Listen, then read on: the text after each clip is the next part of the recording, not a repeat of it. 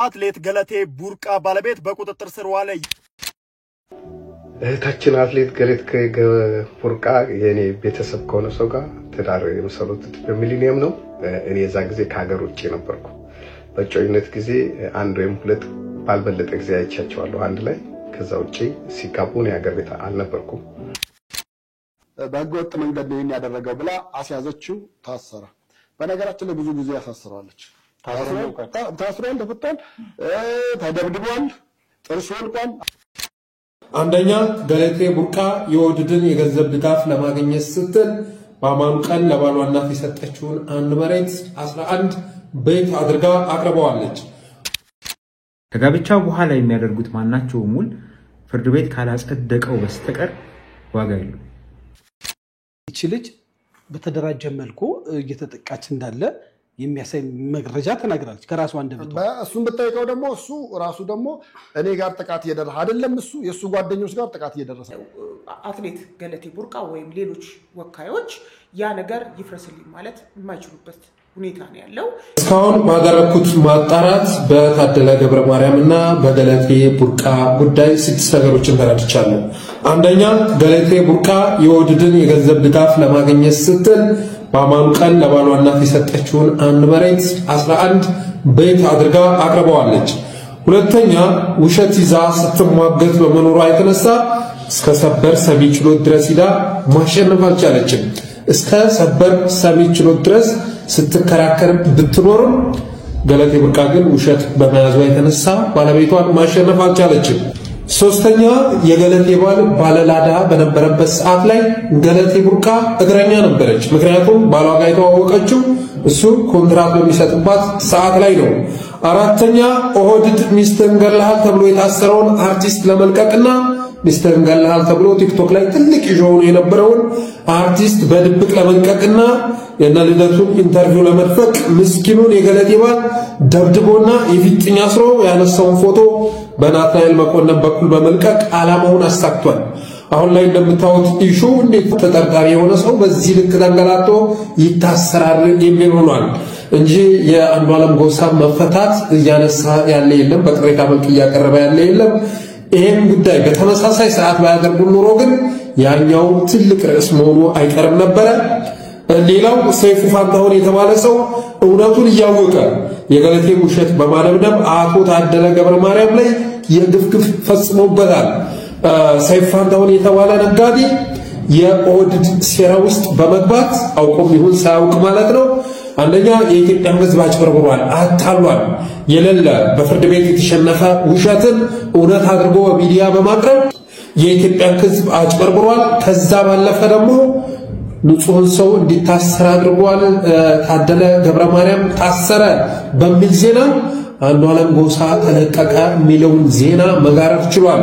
በተረፈ ግን አንድ ተጠርጣሪን እንደዚህ የፍጥኛ አስረህ እርቃኑን ፎቶ አንስተህ እንዴት ትለቃለህ የሚል ጫጫታ የበዛበት የፌደራል ፖሊስ ተጠርጣሪውን አላሰርኩም። ተጠርጣሪውን ያሰረው በናትናኤል መኮንን የሚመራው የአብይ ደህንነት እንጂ እኔ አይደለሁም በማለት ዛሬ መግለጫ አውጥቷል። የሆነው ነው በዚህ ወንድማችን ላይ ለሚደርስ ጉዳት ተጠያቂዎቹ ናትናኤል መኮንን ሰይፉ ፋንታሁን መሆናቸው ይታወቅ። አንድ ጉዳይ እስከዛሬ ድረስ አገዛዙ ጣልቃ የሚገባው በፖለቲካዊ ጉዳዮች ነበር፣ ፍርድ ቤት ላይ ጣልቃ የሚገባው። አሁን ላይ ግን በግለሰብ ኬዞች፣ በፍትሐ ብሔር ኬዝ፣ በደረቅ ወንጀሎች ጭምር ጣልቃ በመግባት በአንድ በኩል ሚስትህን ገለሃል ተብሎ የታሰረን አርቲስት የዳኞችን እጅ ጠምዝዞ እንዲለቀቅ ማድረግ፣ በሌላ መልኩ ደግሞ እስከ ሰበር ሰሚ ችሎት ድረስ ሄዶ ያሸነፈን ግለሰብ ከዛ በሚዲያ ፕሮፓጋንዳ ድባቅ በማምታት እንደገና እጁን የፍጥኛ ሰው እስር ቤት ማስገባት ልክ አይደለም። እንደዚህ አይነት የደቦ ፍርድን ሁላችንም ልንታገለው ይገባል ማለት ወዳለሁ። አመሰግናለሁ። በተረፈ የሀብት ንብረት ጉዳዩን የተባለው እኔ እስከማውቀው ሙሉ ውክልና ያለው ታደለ ጋር ነው፣ ባሏ ጋር ነው የገለቴ ሙሉ ውክልና። እዚህ የፍቺው ምናምኑ ነገር ገና ግርግሩ ሲመጣ በቀጥታ ሰነዶች ማረጋገጫ ሄደችና ውክልና አነሳች። ከዛ ስትመጣ የምታየው ነገር ሁሉ እያንቀሳቀሰ ያለው እሱ ነው። ከዛ እንዴት ነው ነገር የሆነው በህገወጥ መንገድ ነው ያደረገው ብላ አስያዘችው፣ ታሰረ። በነገራችን ላይ ብዙ ጊዜ ያሳስራለች። ታስሯል፣ ተፈቷል፣ ተደብድቧል፣ ጥርሱ ወልቋል። አሁን ብታየው የበፊቱን የሚያውቀው ሰው አሁን ካለው ጋር የተለየ ነው። ከዚህ ሁሉ ነገሮች ጀርባ እሷ እንዳለች ነው የሚያምነው እሱ። ከዚህ ሁሉ ነገሮች ጀርባ እና ታስሮ በኋላ ፍርድ ቤት ቀረበና ውክልና ተነስቶ ለምንድነው ንብረቷን የምታንቀሳቀሰው ሲባል ውክልና አልተነሳም ይሄውና የሰነዶች ብሎ የሰነዶች አሳየ። እሷም አምጪ ተባለች፣ አሳየች። ጉዳዩ ሊጣራ ሰነዶች ማረጋገጫ ሲሄድ እሷ በችኮላ የሌላ ሰው ውክልና ነው ያስነሳችው። እና ይሄ ከኋላዋ ፑሽ አርጓት የነበሩ ሰዎች ከኋላዋ እንዲያርጊ ብለው በፍጥነት ነገሮችን እንድታረግና መለያየታቸውን እንዲፋጠን እኔ አሁን 11 መሬት አለ ለምሳሌ ብላለች አይደለም 11 መሬት ያለው ምንም የተሸጠ የተለወጠም የለም። በነገራችን ላይ አሁን የምናወራው ኬዝ በሙሉ በፍርድ ቤት እንግዲህ ነገር ያለው ከኮቪድ በፊት 2011 ምናምን ጀምሮ ሲንከባለል ቆይቶ በይግባኝ በምንም እንትን ብሎ ሁሉ ነገር ከተፈጸመ በኋላ ነው። አሁን ሰው ሌላ ሚዲያ ላይ ሰምቷታል እሷን ጉዳይ አይደለ ይሄን የተሰማው ያበቃ ያለቀ ነገር ነው። ከዛ በኋላ ነው እንግዲህ መጣችው ህግ ደግሞ ፍርድ ቤት ደግሞ እሱ ወንድ ስለሆነ እሷ ሴት ስለሆነች እሷ ታዋቂ ስለሆነች እሱ ስላልሆነ ምንም ያዳላው ነገር የለም። በትክክለኛው ነው የወሰነው። ስለዚህ አሁን 11 መሬት ተሸጧል፣ 5 መኪና ተሸጦ 4 ተሸጦ አንድ ነው የቀረው ምናምን ያለችው አለ። እነዛ ሁሉ ዜሮ ናቸው። ለምን ፍርድ ቤት ዶክመንት እያየ ነው ድርጊቶችን። እሱ የሸጠው መሬትን መኪናም የለም። ሰላም ለእናንተ ይሁን። ሰላምቴ በያላችሁበት ሁሉ ይድረስ። እንደምን ቆያችሁ? እንግዲህ ዛሬ በአዲስ ቪዲዮ ተመልሻለሁኝ። እንግዲህ በዛሬው ቪዲዮ በወቅታዊ ጉዳይ በተለይ ደግሞ በዚህ በኢትዮጵያ ጀግናችን የምንጊዜም ጀግናችን በሆነች በጣም ተወዳጅ በመናከብራት በአትሌት ገለቴ ቡርቃ ዙሪያ እየተሰሙ ያሉ አዳዲስ መረጃዎች በእነሱ ዙሪያ አዳዲስ ነገሮችን ይዤላችሁ መጥቻለሁ ማለት ነው። እንግዲህ ዛሬ አትሌት ገለቴ ቡርቃ በተለይ ጠበቃዎቹ ባለሙያዎቹ እንዲህ ያለ ጉዳይ ሲከሰት ምንድነው የምንማረው? ሁላችንም ልንማርበት የሚገባ ጉዳይ ስላለ ማለት ነው። እንዲህ ያሉ ጉዳዮች ሲከሰቱ ከሶስተኛ ወገንም ደግሞ ሙያው ከሌላቸው ሰዎች ከምንሰማው ከባለሙያዎቹ ከጠበቃዎቹ በደንብ የምንረዳው ነገሮች ይኖራሉ ማለት ነው። እነ ጠበቃ ሙሉጌታ እንዲም ደግሞ ጠበቃ ሰብለ አሰፋ በደንብ ጉዳዩን በግልጽ የተናገሩት ነገር አለ። በተለይ ጠበቆቹ አዳዲስ መረጃ ሚስጥር ወጥቷልኝ በገለቴ ቡርቃ ዙሪያ እንዲሁም በባሏ ባደረገው ዙሪያ ላይ በፍትሐብሔር ሕጉ ምን ይላል አንቀጽ እየጠቀሱ የሚያስረዱት ነገር አለ። እንዲሁም ሌሎች አይነት በርካታ የሆኑ መረጃዎችን ተሰምተዋል ማለት ነው። በተለይ ከጠበቆቹ ጋር ተያይዞ ጠበቃ ጉዳዩን እንመልሰዋለን እስከ ማለት ደርሰዋል ማለት ነው። እስኪ የአትሌት ገለቴ ቡርቃ ጉዳይ የብዙዎች መነጋገሪያ ሆኗል። እንግዲህ ጉዳዩ እስከ ሰበር ሰሚ ችሎት ድረስ ሄዶ ተወስኗል ስለተባለ በእነዚህ የፍርድ ሂደቶች ውስጥ ምን አይነት ክርክር ቀረበ፣ ምን አይነት ማስረጃ ቀረበ የሚለውን ጉዳይ ስለማላውቅ ጉዳዩን ራሱ ላይ አይደለም ብያኔ ወይም አስተያየት የምሰጠው። ምክንያቱም የዛኛውን ወገን ክርክርና ማስረጃ ሳይሰሙ አስተያየትና ብያኔ መስጠት ስለማይቻል፣ ይልቁንስ አትሌቷ በተለያየ መንገድ የገለጸቻቸው ኢንተርቪዎች ላይ የተገለጹ መሰረታዊ ፍሬ ነገሮች አሉ። እነዛን ፍሬ ነገሮች ይዘን ሌሎች ሰዎች ከእንደዚህ አይነት ሁኔታ ምንድነው ሊማሩ የሚገባው፣ እሷ በገለጸችው ሁኔታ ውስጥ ያለ ሰው ምንድነው ያለው የህግ አማራጭ የሚሉትን ጉዳዮች እንፈትሻለን ማለት ነው። የመጀመሪያው እንግዲህ እሷ ከገለጸችው አንዱ ፍሬ ነገር ጋብቻው በተደረገ 20-30 ቀን ውስጥ የተፈራ ንብረት የጋራ ንብረት ነው ወይስ አይደለም? ጋብቻ በ10 ተደርጎ በ20 የተፈራ ንብረት በተሻሻለው ቤተሰብ ህጋችን አንቀጽ 57 መሰረት ከጋብቻ በፊት የነበረ ንብረት በሙሉ የተጋቢው የግል ንብረቱ እንደሆነ ይቀጥላል ነው የሚለው። ጋብቻ ስለተደረገ አንድ ሰው ስላገባ ብቻ አስቀድሞ የነበረውን የግል ንብረቱን አያጣም። ጋብቻ ከተደረገ በኋላ በማግስቱም ቢሆን ያደረገው ንብረት ግን የጋራ ነው። ነገር ግን በማግስቱ የተፈራ ንብረት በእርግጥ ከተጋቢዎቹ የጋራ ጥረት ነው ወይ የተገኘው ብሎ ማሰብ ግን ከባድ። ጠባብ አጋጣሚዎች ሊኖሩ ይችላሉ፣ ግን በአመዛኙ ከጋብቻ በፊት አንደኛው ወገን ንብረት ይኖረውና ያንን ንብረት ይዞ ወደ ጋብቻ ይገባና ከዛ በኋላ የተፈራ ንብረት መሆኑ ያመዝናል። እንደዚህ በሚሆኑበት ጊዜ ከጋብቻ በፊት የግል ንብረት የነበረው ጋብቻ ውስጥ ይዞ የገባ ሰውና ሌላ ንብረት ያፈራ ያንን ንብረት ለምሳሌ የነበረውን አካውንት ውስጥ ያለ በሚሊዮን የሚቆጠር ገንዘብ አውጥቶ መሬት ላይ ቤት ሰርቶ ከሆነ መኪና ገዝቶበት ከሆነ በአጠቃላይ ከጋብቻ በፊት የነበረውን ንብረት ሸጦ ለውጦ በተለያየ መንገድ ሌላ ንብረት ከሆነ ያፈራው ፍርድ ቤት ሄዶ ይሄ ንብረት ከጋብቻ በፊት የነበረኝ የኔ ንብረት ነው፣ ከጋብቻ በኋላ ደግሞ እንዲህ አድርጌ አፍርቻለሁ ብሎ ለፍርድ ቤት አስረድቶ ፍርድ ቤቶች ይህንን ካልተቀበሉት በስተቀር ንብረቱ የጋራ ነው የሚሆነው ማለት ነው። አንዱ ልንማር የሚገባው ነገር ይሄ ነው ወደ ጋብቻ በምንገባበት ጊዜ። ሁለተኛ በጣም ብዙ ጊዜ መከራከሪያ ሆኖ ቀርቧል ብዬ አላምንም። እንግዲህ ከገለቴ ኬዝ የተረዳ ነው እሷ ከገለጸችው ብቻ አሁንም የዛኛውን ወገን ሐሳብ መሰረት አድርገን ፍርዱ ትክክል አይደለም ተበድላለች ወደሚል ነገር እየሄድኩ አይደለም። ምክንያቱም ምን አይነት ክርክር እንደቀረበ ስለማላውቅ እሷ በገለጸችው መሰረት ውክልና ሰጥተዋለች። ውክልና የተሰጠው በጋብቻ ውስጥ ነው ካለን ከሆነ ማለት ነው በጋብቻ ውስጥ ከሆነ ውክልና ውል ነው። ውክልና ህግ መሰረት ውል ነው። ውል እንዲባል የተሟላ ውል እንዲባል ወካዩ ውክልና መስጠቱ ብቻ ሳይሆን ያኛው ወገን መቀበሉ ተጨማሪ መመዘኛ መሆኑ እንደተጠበቀ ሆኖ ውክልና ውል ነው እስካልን ጊዜ ድረስ በተሻሻለው የቤተሰብ ሕግ አንቀጽ 73 መሰረት ተጋቢዎች በጋብቻቸው መሃል ከጋብቻቸው አስቀድሞ ወይ በጋብቻቸው ዕለት ያደረጉት ውል ካልሆነ በስተቀር ከጋብቻው በኋላ የሚያደርጉት ማናቸውም ውል ፍርድ ቤት ካላጸደቀው በስተቀር ዋጋ የለውም። ያልከው መልካም ሰው እንደሚወዳት ከሆነ እንደሚንከባከባት ከሆነ ይሄን ሁሉ ነገር እንዴት ሊወስድባት ቻለ? አንድ ሁለት የጸባያቸው መንስኤ ቴዲ አያይዘ አሁን ተጣሉ ነው እንጂ መንስኤውን አናወራ። የጸባያቸው መንስኤውን አያይዘ ማለት መልስልኝ። ያው ትዳር ውስጥ የባልና የሚስት ጸብ ሲነሳ ሰዎች የሆነ እንትን የሚያደርጉት ነገር ይኖራል። ለምሳሌ በዚህ ነው ብለው ጀጅ የሚያደርጉት ነገር ይኖራል። እውነታው ግን እነሱ ጋር ሁለት አይነት ነገር ነው።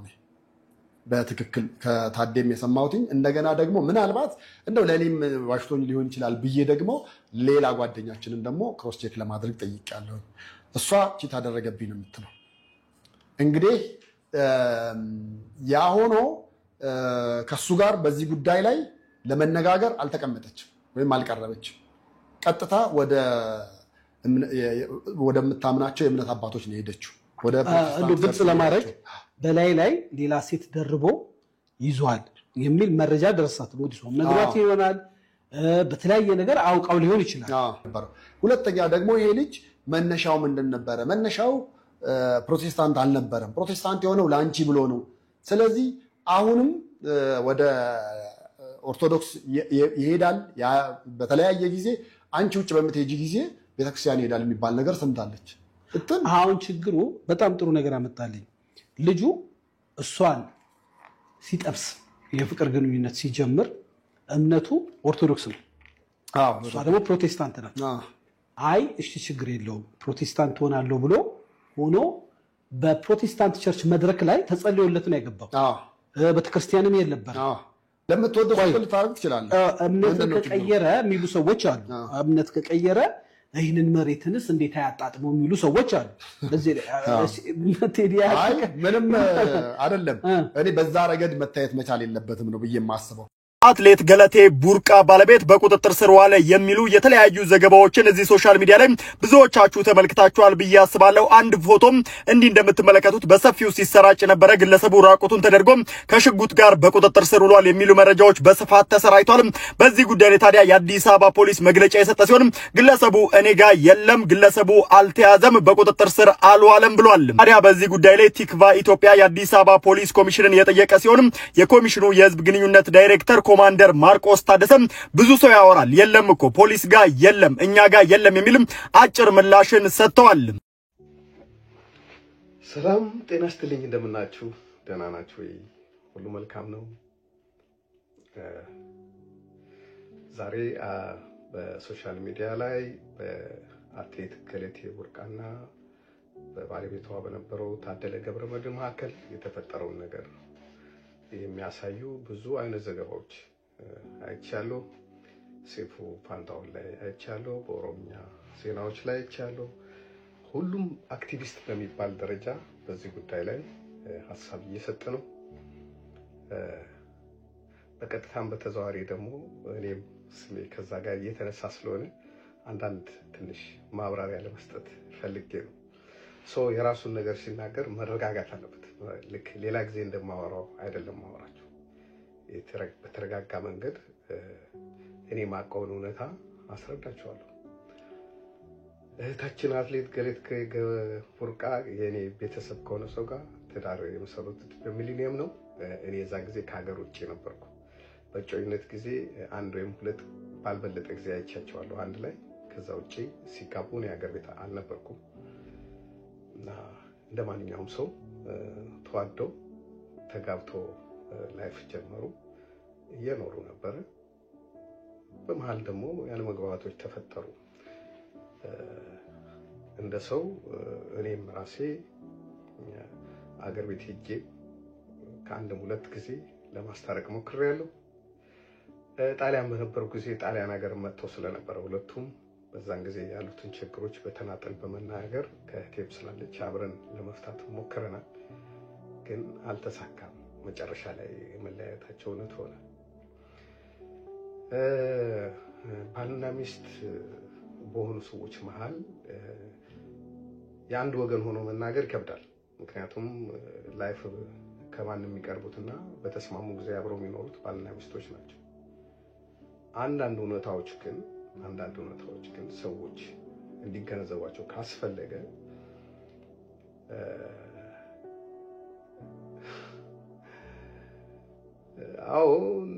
እሱ ታክሲ ነበር የሚሰራው በፊት ሲገናኙ። ያው ሰፈራችን ወደ ስታዲየም አካባቢ ስለሆነ እንግዲህ በሆነ አጋጣሚ ተገናኙ፣ ፍቅር መሰረቱ። ግን ግፊቱ የመጣው ከሱ አይመስልኝም። ግን ተዋደው እንደተጋቡ እናውቃለን። አብረው ይኖሩ ነበረ። አሁንም ታክሲ ነው የሚነዳው። አሁን እንደሰማነው 10 ቤት ሸጠዋል፣ 10 መሬት ሸጠዋል፣ 5 መኪና 4 መኪና ሸጠዋል ሲባል ሰምተናል። ግን እኛ ወንድማችን እየደጎም ነው እንደሚኖር ነው የምናውቀው። አይደለም የእሷን ገንዘብ ወስዶ ሊበለጽግ አይደለም ለዕለት ኑሮ የሚሆን ነገር። ሌላም ጣሊያን ያለች እህታችን አለች፣ እሷም እኛም እየደጎም ነው እንደሚኖር ነው የምናውቀው። አዎ ጀግና አትሌት ነች። ግን ሰው የአደባባይና የቤት ባህሪው አንድ አይደለም። እኔ በሶሻል ሚዲያ እንደምታዩኝ ላልሆን እችላለሁ። ገለቴም ስፖርት ሜዳው ላይ እንደምታዩት ላትሆን ትችላለች። እና ዝም ብሎ መፍረድ ጥሩ አይደለም። ልጁ ከሚገባው በላይ ነው ዋጋ የከፈለው በዚህ ጉዳይ። ብዙ ጊዜ ታስሯል። ያልታሰረበት ፖሊስ ጣቢያ የለም። በእውነት ባልሆነ ክስ ሁሉም ክሶች ፍርድ ቤት ሲቀርቡ ውድቅ ሆነዋል። የሚመሰክራቸው ምስክር ተብሎ ቃል የሰጡ ሰዎች ዋሽተናል እያሉ ፋይላቸው እየተዘጋ የቀረቡበት ክሶች ሁሉ ጠቅላላ አንድ ሰው ሊሸከማቸው የሚችሉ አይደሉም። እንደውም ወንድማችን ባለማበዱ ነው፣ እኛ በጤና በመኖሩ ነው እግዚአብሔር የምናመሰግነው። እንደሚባለው አይደለም። ምናልባት አትሌቶች የሆኑ ሰዎች ይሄ ነገር በቅርብ ሊያውቁ ይችላሉ። ገለቴ አይደለም ቤትን የሚያክል ነገር ሰው ሊሸጥባት 10 ብር እሷ ፈቃዷ እሷ ያላለችው ነገር ቢደረግ ቤት ይቃጠላል።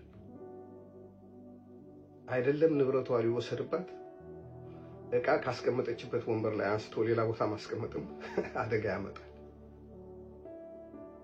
እናንተ ስታስቡት አንድ ባል ሚስት ያለው ባል ንብረት ሲሸጥ ሚስቱ ሳታውቅ ንብረት ቤትን የሚያክል ያውም 8-9 ቤት ይሸጣል። እኔ ሽምግልና ሄጄ ሁለቱም ባናገርኩበት ጊዜ ሁሉ ስለ ገንዘብ አንስታ አታውቅም። ንብረት ሸጦብኛል ብላኝ አታውቅም። ሌሎች ነገሮች ነበር የምታነሳው። ይሄ ሌሎች ጥቃቅን የባልና ሚስት ችግሮችን ነበር የምታነሳው እንጂ እንደዚህ አይነት ነገሮች አንስታብኝ አታውቅም። የተሸጠም ከሆነ ከሸጡ በጋብቻ ላይ አብረው በነበሩ ጊዜ እሷ ሄዳ ገበያ ቆማ ካልሸጠች እሱ ከሸጠ ገንዘቡ እሷ ጋር ነው የሚገባው። እኛ የምናውቀው የነበረው ይሄንን ነው። ወንድማችን እንደውም ሾርቴጅ እንደነበረበት ነው የምናውቀው አብሮን በነበረ ጊዜ። ምክንያቱም ከባድ ህይወት ነው ያሳለፈው። ጠዋት ከሷ ጋር ሌሊት ተነስቶ 3 ሰዓት ሊሆን ይችላል 2 ሰዓት ትሬኒንግ አብሮ ነው የሚሄደው። የግድ ሴት ልጅ ብቻዋን አይደለም፣ አብሯት ይሮጣል። ያን ጊዜ እሷ መኪና አትነዳም፣ መኪና የሚነዳው እሱ ይዟት ይሄዳል ትሬኒንግ ቦታ። ከትሬኒንግ ይመልሳታል፣ ረፍት ስታደርግ እዛ ይጠብቃታል። ከዛ በኋላ ደግሞ የምትሄድበት ወስዳታል። ሙሉ ነገሩ እናቱን ለማግኘት እንኳን በቂ ጊዜ የለውም። ስለዚህ አብሮ ነው። እሱም ስፖርተኛ ነው፣ ስፖርተኛ ነበረ። በፊትም ከበፊት ጀምሮ ስፖርተኛ ነበር። አብሮ ነበር የሚሰሩት። በኋላ ግን እንግዲህ አልተስማሙም። እንደማንኛውም ባልና ሚስት ለህይወት አደጋ የሚፈጥር ሆኖ ተገኘ። እሱ የጤና ችግር ገጠመው። በዚህ ምክንያት እሷ እንዳለችው ጸበል እስከሚሄድ ድረስ ደረሰ። መጨረሻ ሁሉም ሰው ሞከረ። በእሷ በኩል ላይ ያሉ ሰዎችም በእኛ በኩል ያለው ሰው መቼም ትዳር ይለይ እንኳን ገለቴን የሚያክል ሰው ትልቅ ዝና ያለው ሰው ዝምድና ጠልቶ ሰው ልለይ የሚል ሰው የለም። ግን ከባድ ስለሆነ ተለያዩ። ከተለያዩ በኋላ ደግሞ በተለያየ ቦታ ታስሯል፣ ተተኩሶበታል። ከረጅም ጊዜ በፊት ታስታውሱ እንደሆነ ፌስቡክ ላይ ሼር አድርጌው ነበር። መኪናው በጥይት የተበሳሳው እሱ አካሉ ላይ ጉዳት የደረሰበትን የታሰረውን። የህግ ሰዎች ተበደልኩ ብሎ ክስ ከመጣ ምንም ማድረግ አይችሉም፣ ይቀበላሉ። ግን መጨረሻ ፍርድ ቤት ሲሄድ እውነታው እየተረጋገጠ ነው የሚሄደው። አሁንም ቢሆን ባልና ሚስት ናቸው እንደማንኛውም ሰው። መጨረሻ ላይ እሷ እንደምትለው 10 ምናምን የምትለው ነገር አላውቅም። እንደ ባልና ሚስት በጋራ ያፈሩትን ነገር ፍርድ ቤት የመጨረሻ ውሳኔ ወስኗል። ሁሉም መንገድ ሄደው ያለፉት 7 እና 8 ዓመት በክርክር የቆዩት የሽምግልና ተሞክሯል። የፍርድ ቤት ጉዳዮች በተለያዩ ፍርድ ቤቶች ከታችኛው ፍርድ ቤት እስከ ላይኛው ፍርድ ቤት ድረስ ታይቷል። እና እሱ ምን ስለሆነ ነው እሷ ለሱ የሚፈርዱለት? እሱስ ቢሆን ደስተኛ ሆኖ ነው የተፈረደውን ነገር አይደለም። ግን ፍርድ ከተሰጠ ፍርድ ተሰጠ ነው እንጂ አንድ ሰው በአንድ ሀገር የሚኖር ሰው የሆነ ሰው አትሌት ስለሆነ፣ የሆነ ሰው አናጢ ስለሆነ፣ የሆነ ሰው ገበሬ ስለሆነ፣ የሆነ ሰው ፓይለት ስለሆነ ህግ እኮ አይቀየርም። የተሰራ ወንጀል ካለ በወንጀሉ ይጠየቃል ሰው እንጂ ሁሉም ነገር ተሞከረ፣ ተከሰሰ፣ ታየ፣ ምን ተባለ። ሰውየው ጥፋተኛ ሆኖ አልተገኘም፣ ግን ብዙ ዋጋ ከፍሏል። አሁን የሚኖረው ኑሮም ከኑሮ በታች የሆነ ነገር ነው። በጣም እየተሰቃየ ነው የሚኖረው። አሁን የመጨረሻ ካርድ መዘዘች። አሁን ሶሻል ሚዲያው እየተቀባበለው ነው፣ ሚዲያው እየተቀባበለው። ያ ሰው ዜጋ አይደለም እንዴ? የሁለቱን ሰዎች ሳይሰሙ ሰዎች ለመፍረድ ለምን ይቸኩላሉ? ኦኬ፣ የኔ ፎቶ አብሮ ሲዞር ካያችሁ ቤተሰቤ ነው። እናንተ ከቤተሰባችሁ ጋር ፎቶ እንደምትነሱት ነው እኔም የተነሳው። ዲቴል ስለማልናገር ነው እንጂ ብዙ ነገር አውቃለሁ። እናንተ ትንሽ ነው የምታውቁት። እሷም እንደ ቤተሰቤ ነው የምቆጥራት። ክብሯን ሞራሏን የሚነካ ነገር መናገር አልፈልግም። ግን እንደሚባለው አይደለም፣ እውነታው ይሄ አይደለም። ሁሉም ነገር በጫማ ውስጥ አስገብተን ራሳችንን ማየት አለብን። ሌሎች ባልና ሚስት ሲፋቱ ፍርድ ቤት አይሄዱም እንዴ ለንብረት? የነሱ ምን ልዩነት አለው? እና ዜጎች እኩል እንደሆኑ ማሰብ መልካም ይመስለኛል። ስላዳመጣችሁኝ አመሰግናለሁ። ይቅርታ ፈልጌ አይደለም፣ በጣም ፑሽ ስለተደረግኩ ነው የተናገርኩት።